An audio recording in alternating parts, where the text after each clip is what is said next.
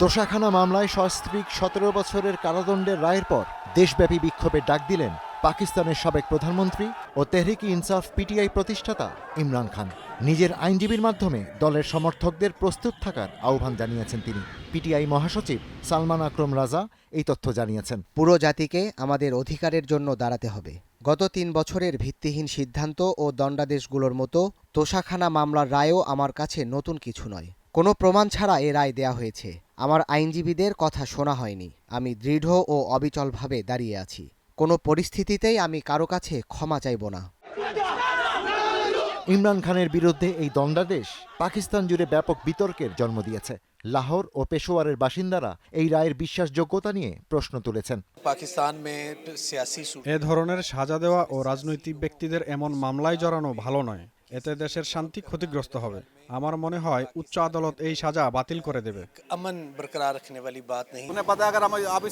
যারা প্রধানমন্ত্রীর পদে ছিলেন তারাও তোষাখানা থেকে উপহার নিয়েছেন, কিন্তু তাদের কারো বিরুদ্ধে কোনো মামলা নেই।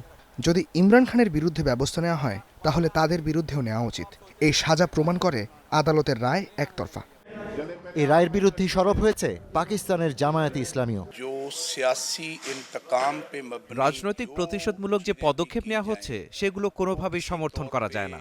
জামায়াত ইসলামী মনে করে ইমরান খানের বিরুদ্ধে দায়ের করা মামলাগুলো রাজনৈতিক উদ্দেশ্য প্রণোদিত। রাজনৈতিক মামলায় সাজা দেয়া কোনো সমস্যার সমাধান নয়।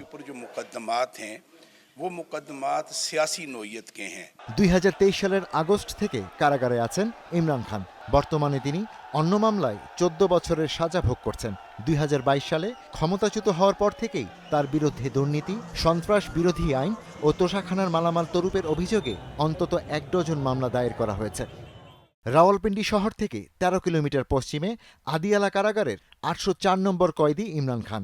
একই কারাগারে ১৯৭৯ সালে সাবেক প্রধানমন্ত্রী জুলফিকার আলী ভুট্টোর ফাঁসি কার্যকর হয়। বেনজির ভুট্টো, নওয়াজ শরীফ সহ দেশটির বহু রাজনীতিকের ঠাঁই হয় এই কারাগারে। রাজনৈতিক বিশ্লেষকরা বলছেন, আপাতত ইমরানের রাজনীতির ময়দানে প্রত্যাবর্তনের সম্ভাবনা নেই, কারণ নির্বাচনী প্রতীক হারিয়েছে ইমরান খানের দল পিটিআই। তবে একজন সাহসী রাজনীতিবিদ হিসেবে তার জনপ্রিয়তা অটুট রয়েছে। আপনি ঘরোं में चुप करके नहीं बैठना। Ishtiaq Hossain, star news.